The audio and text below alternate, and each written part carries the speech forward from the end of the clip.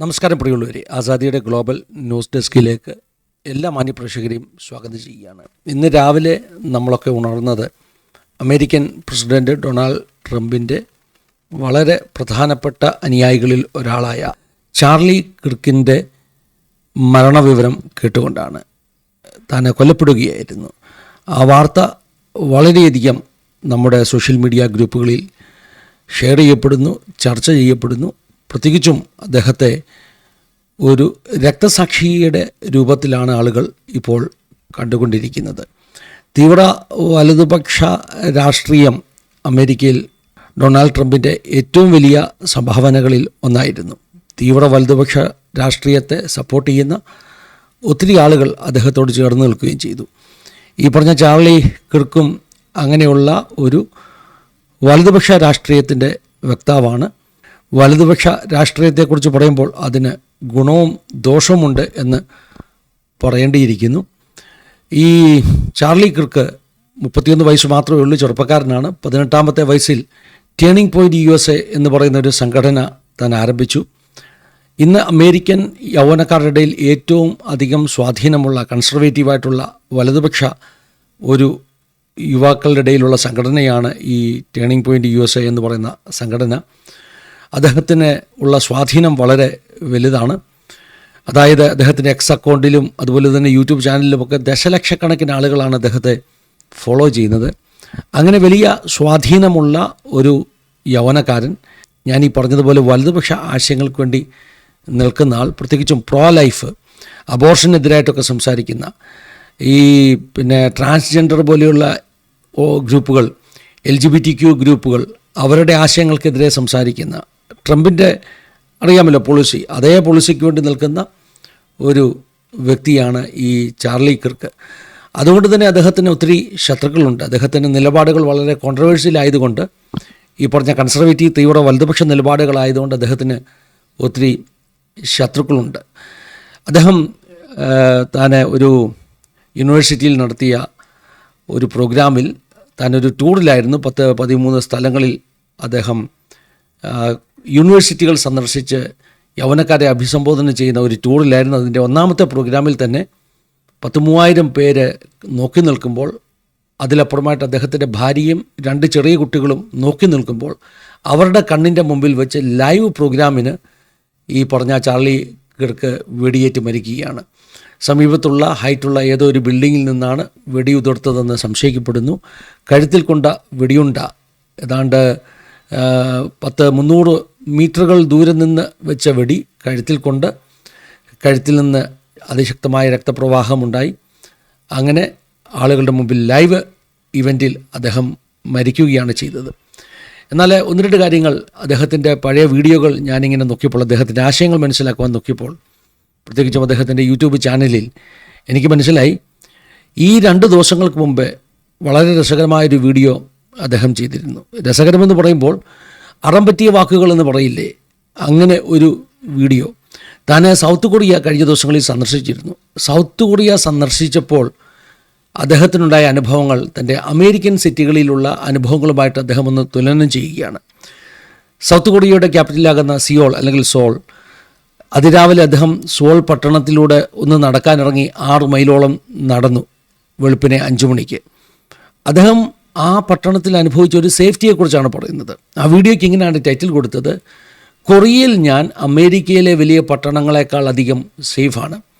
അദ്ദേഹം പറയുന്നത് പലപ്പോഴും അമേരിക്കയിലെ വലിയ പല പട്ടണങ്ങളിലും അങ്ങനെ ഇറങ്ങി നടന്നാൽ ഒരുപക്ഷെ ആളുകൾ പണം ചോദിക്കും, പണം തട്ടിയെടുക്കുവാൻ സാധ്യതയുണ്ട്. ഒത്തിരി കാര്യങ്ങൾ ആ വീഡിയോയിൽ അദ്ദേഹം വിവരിക്കുന്നു. തനിക്ക് അമേരിക്കയേക്കാൾ സേഫ് കൊറിയയാണ് എന്നൊരു പ്രസ്താവന 2 ദിവസങ്ങൾക്ക് മുമ്പ് താൻ ആ വീഡിയോയിലൂടെ ചെയ്യുവാനിടയായി തീർന്നു. പ്രത്യേകിച്ച് അമേരിക്കയിലെ ഗൺ കൾച്ചറൊക്കെ നമുക്കറിയാമല്ലോ. കയ്യിൽ തോക്ക് പലരും വെക്കുന്നു, പല സമയങ്ങളിൽ മോബ് ഷൂട്ടിംഗ് ഉണ്ടാകുന്നു. ഇങ്ങനെയുള്ള അനുഭവങ്ങൾ അമേരിക്കയിൽ ഒത്തിരിയുണ്ട്. പക്ഷേ കൊറിയയിൽ അങ്ങനെയൊന്നും സാധാരണ കാണാറില്ല. കൊറിയയിലെ സബ്വേയുടെ പിക്ചർ, അതിൻ്റെ വീഡിയോസ് അദ്ദേഹം കാണിക്കുന്നു.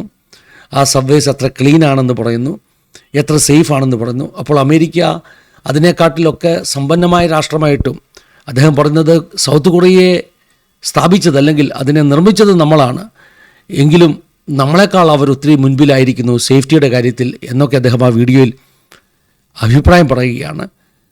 അമേരിക്കയിലെ പല സ്ഥലങ്ങളിലും നമ്മൾ വീഡിയോ കണ്ടിട്ടുണ്ടല്ലോ, ഈ ഡ്രഗ് അഡിക്ട്സും അതുപോലെ തന്നെ ഹോംലെസ് ആയിട്ടുള്ള ആളുകളും തെരുവുകൾ കയ്യേറിയിരിക്കുകയാണ്. അവിടെ ആളുകൾക്ക് സേഫ്റ്റിയുടെ കൺസേൺ ഉണ്ടാകുന്നു. പിടിച്ചുപറിയും മറ്റും മഗിങ് എന്നൊക്കെ പറയും, അവിടെ ധാരാളമായിട്ടുണ്ടാകുന്നു. ഇതെല്ലാം വെച്ചുകൊണ്ട് അദ്ദേഹം പറയുകയാണ്, ഈ സൗത്ത് കൊറിയയുടെ ക്യാപിറ്റലാകുന്ന സോളിൽ എങ്ങനെയാണ് ഞാൻ സേഫ്റ്റി ആയിരിക്കുന്നത്, അതുപോലൊരു അമേരിക്കയാണ് എൻ്റെ ലക്ഷ്യം. എനിക്ക് തോന്നി അമേരിക്ക സേഫ് അല്ലെന്ന്. എന്താണെങ്കിലും ഈ പറഞ്ഞ വീഡിയോ പബ്ലിഷ് ചെയ്ത് 2 ദിവസങ്ങൾക്കകം ഈ പറഞ്ഞ കിർക്ക് കൊല്ലപ്പെടുകയാണ്. അമേരിക്കയിൽ ഇത്തരത്തിലുള്ള വയലൻസ് ആദ്യമായിട്ടൊന്നുമല്ല. എല്ലാ വർഷവും ധാരാളം ആളുകൾ തോക്കിനിരയാകുന്ന ഒരു രാജ്യമാണ് അമേരിക്ക. ഒരുപക്ഷെ അത് വിരോധാഭാസമായി നമുക്ക് തോന്നാം. മറ്റ് പല കാര്യങ്ങളിലും ഹ്യൂമൻ റൈറ്റ്സിൻ്റെ കാര്യത്തിലൊക്കെ വളരെ ശക്തമായ നിലപാടുകൾ എടുക്കുന്ന അമേരിക്കയിൽ ഈ ഗൺ കൾച്ചറിൻ്റെ കാര്യത്തിൽ മാത്രം ഒരു ശക്തമായ നിയമം എന്തുകൊണ്ടാണ് എടുക്കുവാൻ കഴിയാത്തത് എന്നുള്ളത് വലിയ ചോദ്യമാണ്. അമേരിക്കയുടെ പല പ്രസിഡൻറ്റുമാരും തോക്കിനിരയായിട്ടുണ്ട്. പ്രത്യേകിച്ചും എബ്രഹാം ലിങ്കനെ കുറിച്ചൊക്കെ നിങ്ങൾ കേട്ടിട്ടില്ലേ? അമേരിക്കയുടെ ഒരു പ്രധാനപ്പെട്ട പ്രശ്നം, എതിരഭിപ്രായങ്ങളുണ്ടായാൽ അവർക്കെതിരെ വെടിയുതിർക്കുന്ന ഒരു സ്വഭാവം. തെരഞ്ഞെടുപ്പ് റാലിക്കിടയിൽ ട്രംപിന് വെടിയേറ്റ അല്ലെങ്കിൽ അദ്ദേഹത്തിന് നേരെ വെടിയുതിർത്ത ഒരു സംഭവം നമുക്കറിയാം. ഇത് അമേരിക്കയുടെ ഒരു ഗൺ കൾച്ചറിൻ്റെ ഭാഗമാണ്. ഏറ്റവും അധികം ചിന്തനീയമായൊരു കാര്യം, ഈ പറഞ്ഞ ലൈവ് പ്രോഗ്രാം നടക്കുമ്പോൾ അദ്ദേഹം സാധാരണ യൂണിവേഴ്സിറ്റിയിലെ യൗവനക്കാരിൽ നിന്ന് ചോദ്യങ്ങൾ സ്വീകരിച്ച് അതിൻ്റെ ഉത്തരം പറയുന്ന ഒരു രീതിയാണുള്ളത്. 20 മിനിറ്റോളം അങ്ങനെ ചോദ്യോത്തരങ്ങൾ പറഞ്ഞുകൊണ്ടിരിക്കുമ്പോൾ ആ പ്രോഗ്രാം തുടങ്ങിയതിൻ്റെ 20-ാം മിനിറ്റിലാണ് അദ്ദേഹത്തിന് നേരെ വെടിയുതിർക്കുന്നത്. കൂട്ടത്തിൽ നിന്ന് ഒരു സ്റ്റുഡൻറ്റ് ഒരു ചോദ്യം ചോദിച്ചു. ചോദ്യം ഇതായിരുന്നു: അമേരിക്കയിലെ മോബ് ഷൂട്ടിങ്സ് ഉണ്ടാകാറുണ്ട്, അതായത് ആൾക്കൂട്ടങ്ങൾക്ക് നേരെ വെടിയുതിർക്കുന്ന അനുഭവങ്ങൾ. അങ്ങനെയുള്ള മോബ് ഷൂട്ടിങ്സിൽ ട്രാൻസ്ജെൻഡേഴ്സ് ഇൻവോൾവ് ആയിട്ടുള്ള മോബ് ഷൂട്ടിങ്ങിൻ്റെ നമ്പർ എത്രയാണ്?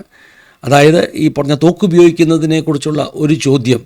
ആ ചോദ്യത്തിന് അദ്ദേഹം ഉത്തരം പറയുകയാണ്, അത് വളരെയധികമാണ് എന്ന് പറയുകയും അടുത്ത നിമിഷം അദ്ദേഹം വെടികൊണ്ട് വീഴുകയും ചെയ്യുകയാണ്.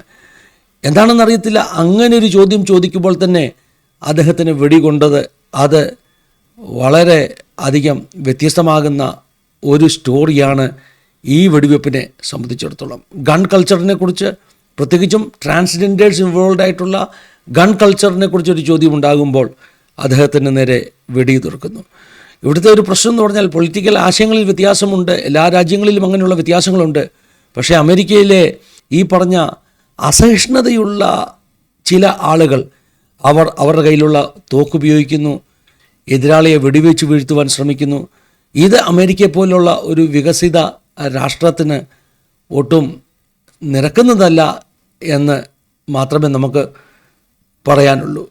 എന്താണെങ്കിലും നമുക്ക് വെടിയുതിർത്തവർ ആരുമാകട്ടെ, എതിർ പൊളിറ്റിക്കൽ ആശയമുള്ളവരാകാം, അല്ലെങ്കിൽ ഇദ്ദേഹം എതിർക്കുന്ന ഈ പറഞ്ഞ അബോർഷനും പിന്നെ LGBT ഗ്രൂപ്പുകളൊക്കെ ഉണ്ട്, അങ്ങനെയുള്ള ആശയങ്ങളെ സപ്പോർട്ട് ചെയ്യുന്നവരാകാം, ആരുമാകാം വെടിയുതിർക്കുന്നത്. അവർ മാത്രമാണ് ഇൻടോളറൻസ് ഉള്ളവരെന്നൊന്നും ഞാൻ പറയില്ല. കാരണം തീവ്ര വലതുപക്ഷ ആശയമുള്ളവരും ഇത്തരത്തിലുള്ള പ്രവർത്തികൾ കഴിഞ്ഞ നാളുകളിൽ അമേരിക്കയിൽ ചെയ്തിട്ടുണ്ട്. കഴിഞ്ഞിടയ്ക്ക് ഇസ്രയേലിൻ്റെ എംബസി ജീവനക്കാർ മരിച്ച ആ ഒരു സംഭവത്തിൽ തീവ്ര വലതുപക്ഷ ആശയമുള്ളവരാണ് വെടിയുതിർത്തതെന്നാണ് നമുക്ക് കാണുവാൻ കഴിഞ്ഞത്. ഒരു എക്സ് ബൈബിൾ സ്കൂൾ സ്റ്റുഡൻറ്റ്, അല്ലെങ്കിൽ പണ്ട് ബൈബിൾ സ്കൂളിൽ പഠിച്ച ഒരാൾ, അദ്ദേഹമാണ് ആ വെടിയുതിർത്തത്. അങ്ങനെ 2 ഭാഗത്തും ടോളറൻസ് ഒട്ടുമില്ലാത്ത ഒരു രീതിയാണ് ഇപ്പോൾ അമേരിക്കയിൽ കാണുന്നത്. പോരെങ്കിൽ ഈ ചാർലി കിർക്ക്, അദ്ദേഹം ഈ പറഞ്ഞ മൈഗ്രേഷൻ്റെ വിഷയങ്ങളിൽ, അമേരിക്കയിലേക്ക് ആളുകൾ കുടിയേറുന്ന വിഷയങ്ങളിലൊക്കെ വലിയ എതിരഭിപ്രായം ഉള്ളയാളാണ്. അപ്പോൾ ഒത്തിരി ശത്രുക്കൾ അദ്ദേഹത്തിനുണ്ടായിരുന്നു. എന്താണെങ്കിലും ഇത് മുഴുവൻ അമേരിക്കയും ഞെട്ടിച്ചിരിക്കുകയാണ്. ഡൊണാൾഡ് ട്രംപ് അമേരിക്കയുടെ പതാകകളൊക്കെ താഴ്ത്തിക്കെട്ടി ഈ ഒരു വിഷയത്തിൽ ദുഃഖസൂചകമാകുന്ന ഒരു നടപടിയെടുക്കുവാനൊക്കെ അമേരിക്കൻ ജനതയോട് ആവശ്യപ്പെട്ടിട്ടുണ്ട്. ഇത്തരത്തിലുള്ള പൊളിറ്റിക്കൽ അനാർക്കി ഇന്ന് ലോകത്തിലെ എല്ലാ രാഷ്ട്രങ്ങളിലും സംഭവിച്ചുകൊണ്ടിരിക്കുന്നു. അതായത് വളരെയധികം ഇൻടോളറൻസിൻ്റെ ഒരു കാലഘട്ടമാണ് നമ്മൾ ജീവിക്കുന്നത്.